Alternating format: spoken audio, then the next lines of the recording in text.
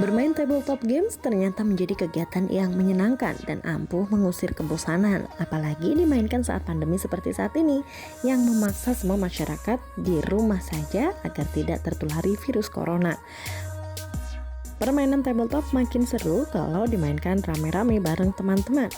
Kita intip yuk gimana sih cara bermain tabletop games? Bahwa yang dimaksud board games itu tepatnya adalah tabletop games. Jadi tabletop games adalah sebuah games yang dimainkan di atas permukaan yang datar, seperti di atas meja, makanya dibilang tabletop games.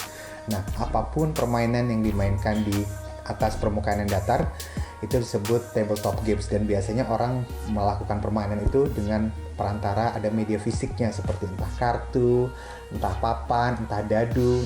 Di antara kita pasti pernah memainkan games yang dimaksud dengan tabletop games seperti Monopoly, Ludo, ular tangga, dan sebagainya. Namun pada umumnya orang lebih banyak menyebutnya dengan board game. Nah, tabletop game sendiri terbagi menjadi beberapa bagian tergantung dari alat yang digunakan. Ada yang pakai papan disebut dengan nama board games. Ada yang juga namanya card games, ada yang mungkin role playing game segala macam. Tapi umumnya biar orang gampang, mereka menyebut tabletop games itu dengan istilah board games. Padahal board games itu sendiri sebetulnya hanya bagian dari tabletop games itu sendiri, tapi sudah terlanjur populer istilah board games itu. Jadi intinya namanya adalah tabletop games.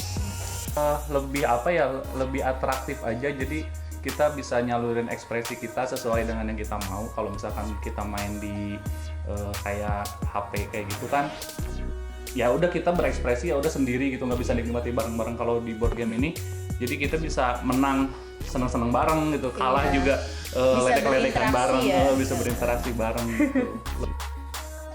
Board games terbagi menjadi beberapa jenis, mulai dari permainan strategi dan yang paling seru permainan dengan jenis adu cepat.